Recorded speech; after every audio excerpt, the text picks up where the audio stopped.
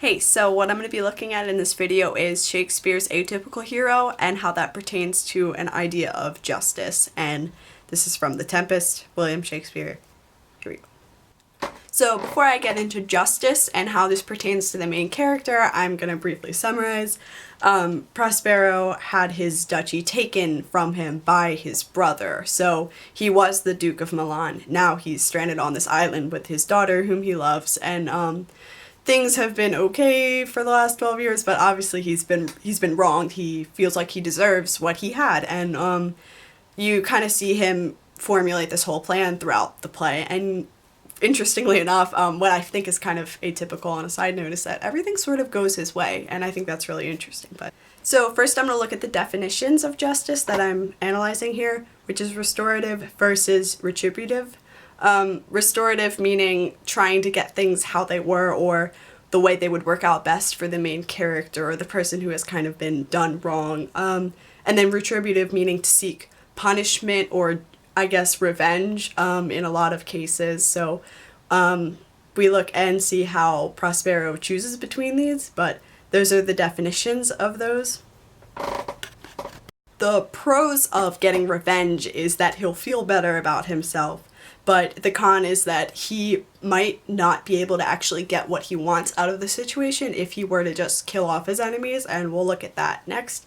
But, and then the pros of restoration is, well, you know, he gets what he wants out of the situation, but the con is that he might not feel fulfilled, and it takes a certain level of maturity, a very certain type of character to make that choice, because I think Prospero might not really be looking for vengeance, and more on that. So next what I'm going to talk about is his actual motivation that you see in the book, or in the play rather, because it's pretty clear once his plan sort of unfolds and you see that as the viewer. In his situation, he actually really can't take a bit out of each form of justice. He can't have a little bit of vengeance, or he can't have a little, he needs to pick one, because in this situation, if he kills his enemies, he can't get what he wants from his enemies. So they can't really coexist. He has to pick one, so it's pretty clear. And as far as justice goes, he's always planning something out, so clearly we have a pretty smart character. His motivations, as I mentioned, are to reclaim his duchy, and how he's going to do that involves actually restoring it and not delivering punishment to his enemies. So that's his motivation, and that remains pretty clear throughout the whole play. I mean, he knows what he wants and he gets it. So as an interesting sidebar almost, my fourth point is about this love story that happens between Miranda, Prospero's daughter, and Ferdinand, the son of the king. So I think this part is actually really important because it shows Prospero's motivations, and I think it's really important that Shakespeare wrote it this way. So he wouldn't write a love story that really didn't have any purpose to it. He wouldn't just stick one in the middle of this play for no reason. I mean, he's had plays that don't involve love and romance, so why did he put this romance here? So about that, I think it was to show Prospero's motivations to their true intent by testing him with this limit of, well, would you want your daughter to fall in love with the son of your enemy, kind of like Romeo and Juliet thing going on. And so instead of him forbidding it, or just killing Ferdinand anyway, like he, I guess, may have done, he sort of just is like, okay, that's cool, you have my blessing. He just lets that happen, which I think is really, really, really important, because it says a lot about his character and his idea of justice. And how that ties in is that, well, if he was seeking vengeance, like I said, he just wouldn't let it be. But he's just about what's best for him and what's best for, I guess, what's around him at the end of the day, as long as he gets what he wants. So his set of ethics just allow him to simply enough let this love kind of be, and they get married, and he welcomes him as his son. And I think that's really important additionally to show about his motivation, how he cares a lot more about his restorative justice than vengeance. He really doesn't care that much about vengeance, is what I'm trying to say. So I think that's a really important part of the story that gets overlooked. lastly, to sum up the whole thing, is more about Shakespeare's atypical hero. I think hero archetypes generally are kind of frustrating because they're so, I'm gonna restore my honor and take what's mine, and Prospero is completely the opposite of that. I think that's really interesting. When I think of like a hero, I think of someone kind of fiery, kind of strict on their, I guess, set of ethics. Oh, you wronged my brother, now I'm gonna kill your wife. Like, it's just not, that's not how Prospero interacts with the characters. So Shakespeare's hero in this situation is anything but typical, I think. Prospero is the opposite because he's analytical and introspective. He doesn't just act on his emotions.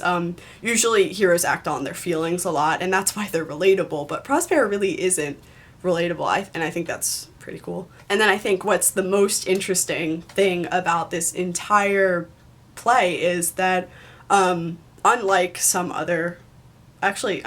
most things, everything goes his way. Everything really works out for Prospero, and it always does. Like, nothing, I mean, the characters have their free will, but pretty much everything goes the way Prospero intends it to and plans it to. The only divergence from his plan is when Miranda falls in love with Ferdinand. Like, I mean, who could have seen that? But he just, like, goes with it. So, you're kind of questioning Shakespeare's intention behind this hero. Is Shakespeare the author, or is Prospero the author? Because everything just really works out for him. And I think that's really interesting when we're talking about justice, because that's the main reason that everything sort of works out for everyone, is because Prospero, despite kind of his tendency to enslave other beings, despite that, that aside, he's pretty clear set on what he wants, and everything is okay for everyone. I think towards the end, I'm not them, but I think everything works out for everyone. So additionally, for the social relevance standpoint of this, I'm choosing to analyze what happened in Baltimore with the rioting earlier this year. So when we're wronged as a group, as a community, or as an individual, the immediate response as humans is emotion and heat and the sense of vengeance sometimes. So it's pretty relevant with these riots is there's a group of people that have clearly been wronged, and there's a group of people that is easy to blame on it, and it's a complicated issue, of course, and the answer's not clear, but there's types of justice that we can choose in this situation. Responding to police violence, it needs to involve distributive justice. Like, there's nothing to restore because the conditions have always been terrible, so we can't revert, and to choose retributive justice, to choose vengeance, to choose burning down buildings and looting and stealing, it's not, as we saw, it's not going to help anything. It's just going to make the whole city a lot worse, and there's no advancement there.